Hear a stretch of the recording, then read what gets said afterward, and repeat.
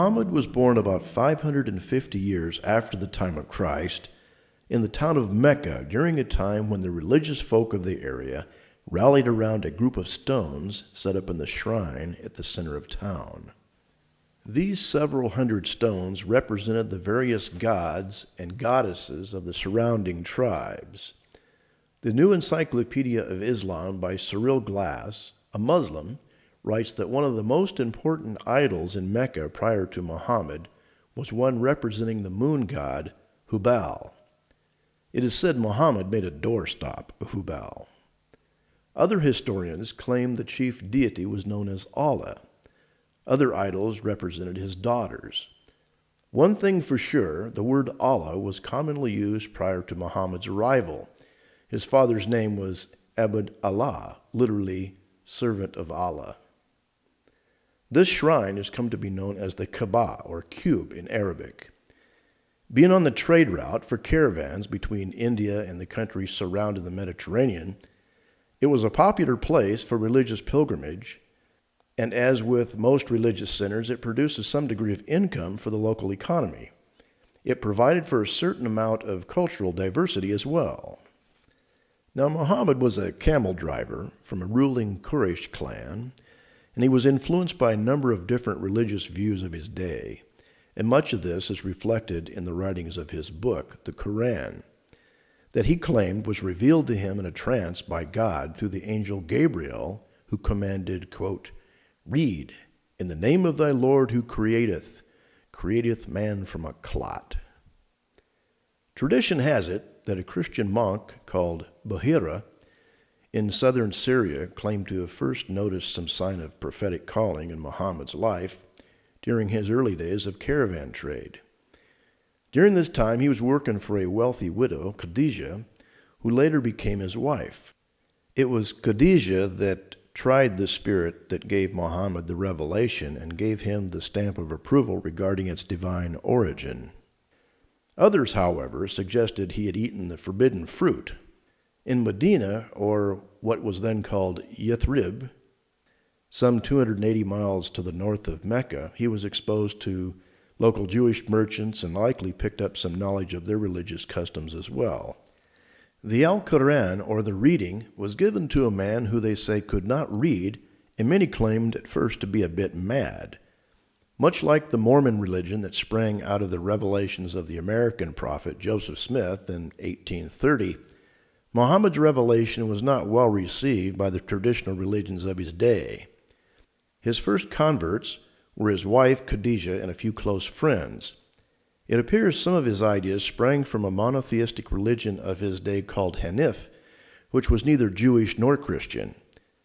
His idea of doing away with the idol worship of many deities was revised to a monotheistic faith similar to Judaism, yet his ideas of both Jewish and Christian scriptures are clearly seen from unschooled biases. Now, like Joseph Smith, he claimed to restore his version of the, quote, true religion. Muhammad's version, being Islam, or those who submit, came about amidst a sea of debates that were present during his time.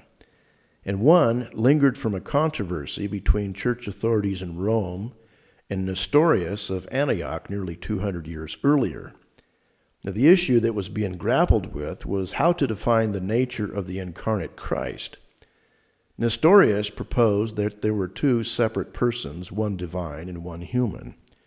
Using unguarded language, he was declared, some suggest unwarranted, a heretic, and was banished to Upper Egypt, where he eventually died. The Nestorian movement, however, was carried far and wide into Syria and Arabia. Another question that was prevalent was what to call Mary, Jesus' mother. If Jesus was God incarnate, was it logical to call Mary the Mother of God?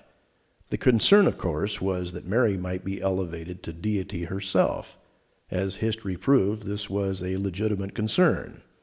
The Roman tradition placed Mary as the Queen of Heaven, and some began to look to her in prayer rather than to Christ, the Redeemer. Well, when it became obvious that many people did not buy Muhammad's new revelation, conflict was soon to follow. The Quran spells out the reaction of those who Muhammad claimed to worship jinn, or devils, very clearly. Quote, "When our clear revelations are recited to them, they say, 'This is but a man who would turn you away from the gods your fathers worshipped.' And they say, 'This is nothing but an invented falsehood.' While those who denied the truth which it was first made known to them declare, 'This is but plain sorcery.'" Unquote. Well, the Quraysh clan that controlled Mecca and Muhammad's followers did not get along well, so the followers of Muhammad made a retreat to Medina in 622. Now, Muhammad had a knack for persuasive leadership, and therefore he was able to muster up a small militia to discipline the infidels. And his followers soon found that raiding rich caravans was profitable not only for material riches, but also for demoralizing his enemies. The Quran records these early days boldly, without shame. Quote, "They ask you, O Muhammad, about the spoils of war. Say the spoils are for Allah and the Messenger. The believers are only those who, when Allah is mentioned, feel a fear in their hearts." And, of course, Allah gets all the credit. Quote, "You killed them not, but Allah killed them. It is not for a prophet that he should have prisoners of war until he has made a great slaughter in the land. So enjoy what you have gotten of booty in war." Well, what a convenient way to shirk one's responsibility for the murder and plunder of other men's goods. Of course, Allah did it. In 626, Muhammad led 3,000 troops against the Banu Qurayza Jews, demanding their submission to Islam or death. They chose death, and 600 men were buried in the marketplace in Medina. The Quran claims that Allah caused the Muslims to, quote, "inherit the lands, their houses, and their riches." Women were sold into slavery. In 628, he plundered the Khyber Jews north of Medina and took Safiya, a 17-year-old Jew, for one of his wives. Islam was forced upon all the Jews of Khyber until the expulsion of all Jews from Arabia under the Caliph of Omar. Such events helped to revive age-old tensions between Arabs and the Jews, and the Quran portrays Jews as, quote, "the greediest of mankind for life," unquote, and monkeys or apes in some versions. Despised and rejected. These verses have often been cited to inflame hatred among Muslim youth against Jews. Before long, Muhammad had gathered quite a number of followers who were intoxicated on their newfound power and religion. Muhammad had signed the Treaty of Hudaybiyah in 628 with the Quraysh clan back in Mecca, while all along building his alliance with their enemies. The treaty was to prevent any wars between the feuding tribes. In the year 620, however, Muhammad led an overwhelming army of 10,000 men against Mecca, where they took over the sanctuary of Allah, tore down all the images of foreign gods that had been introduced during the, quote, "age of ignorance," leaving only the black stone. And the Prophet sanctioned the tradition of kissing it, which is still practiced to this day. Though biblical characters at times set up altars or monuments for a memorial to historical events, nothing compares to the Muslim adoration of the Kabah. Muslim tradition has it that it was first built by Adam. Later it was rebuilt by Abraham and his son Ishmael, who supposedly started the pilgrimage tradition. Well, 2 years after Muhammad had taken control of Mecca, while planning a major expedition against the Byzantines in Syria, he fell ill and died. Well, it may strike some as odd that Muhammad, who claimed such close ties with Abraham, would be buried in Medina rather than Hebron, where Abraham and Sarah are buried in the land of Israel. By this time, his army had reached far and wide, and tradition has it that he had sent letters to many foreign leaders asking them to adopt his religion. Now, leaving no heir to his kingdom, his death sent his followers into a tailspin. And considering the power struggles that followed, one might be amazed that the religion even survived. Though the Quran warns that there should be no division among Muslims, Islam became divided into two major groups: the Sunnah, considered the orthodox traditional version, and the Shia, who elected a caliph or a successor from those related to the prophet through marriage. A series of squabbles followed for the next 10 years or so between the followers of Muhammad's wife Aisha and several caliphates, one being her father Abu Bakr, who only lived for a couple years after Muhammad's death. In 661, a rebellion arose, during which Ali, the husband of Muhammad's daughter Fatima, was killed. Now, the loyal followers of Ali, known as the Shiite Ali, or the Party of Ali, have continued to fight for what they consider to be divine rights in the rule of the Islamic world. And over the next few decades, the capital of Islam moved for a short time to Jerusalem, then Damascus, and eventually to Baghdad, where it remained for over 5 centuries. In the year 635, 3 years after Muhammad's death, Damascus fell to Muslim invaders. By 638, Antioch and Jerusalem had been taken over by the Caliph Umar. The turn-the-other-cheek thing was not working well for these mostly Christian towns.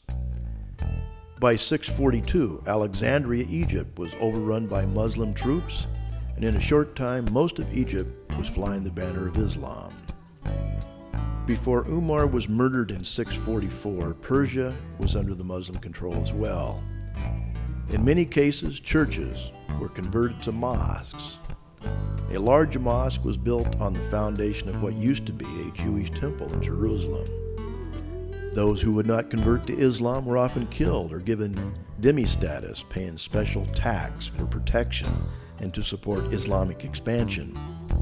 Then in 712, Spain was invaded.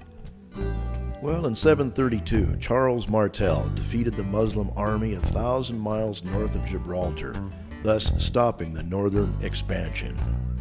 Now, though many renegade Christians and Jews were able to live under Muslim rule in Spain, in 850, a zealous priest named Perfectus had had enough of this ecumenical spirit, and he spoke out against Muhammad's religion and lost his head.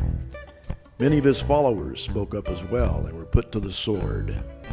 Muslim media and historians often spin a revised picture of this period as though it was a Muslim paradise of peace and tolerance, when in fact it led up to some of the most intolerant times in Spain's history. In Melanie Phillips' book, The World Turned Upside Down, she writes, the great medieval Jewish philosopher Moses Maimonides was forced to flee his native Cordova in Spain after it was conquered in 1148 by Muslims, who gave the Jews a choice of conversion, death, or exile. Often, conversions were nothing more than lip service for the sake of business and saving one's neck. Numerous Muslim campaigns into India brought the wealth of India into their coffers by the year 1030. The divided caste society of India was no match for the fanatical unity of Islam. Muslims looked at the Hindu idolaters with serious disdain, and the Mughals built many large monuments and mosques to demonstrate their power and authority.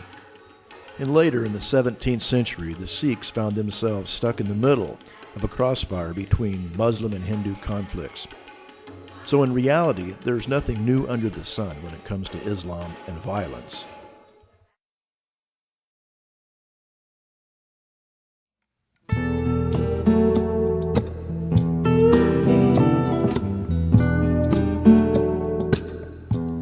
So 9/11 was a wake-up call to the naive West.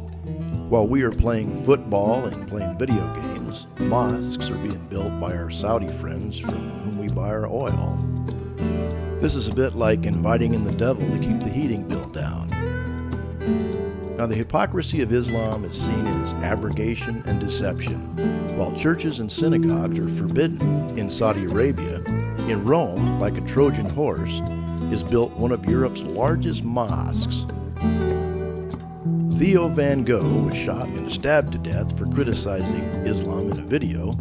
Then, Geert Wilders, the Dutch politician, is threatened for the same reason. Then, the Seattle Jewish Center is shot up by a Muslim. Well, this is the spirit of Islam. Then Muslims around the world have the nerve to protest when a pastor in Florida threatens to burn a Quran. Then all along, the Unity Productions Foundation, a tax-exempt business, is producing glorified Muslim films which are shown on PBS and are distributed around the U.S. to libraries, mosques, and civic leaders in order to neutralize criticism of Islam. Then, in cahoots with Unity Productions, behind this media blitz is Peaceful Communications, a non-profit corporation established in the year 2005 in Washington State. And on the board of directors is a guy that has been a member of the CARE organization in Dallas. Well, I'd like to quote something from Apostle Paul in his epistle to the Ephesians, where he says, "Do not participate in the unfruitful deeds of darkness, but instead even expose them. For it is disgraceful even to speak of the things which are done by them in secret, but all things become visible when they are exposed by the light. For everything that becomes visible is light."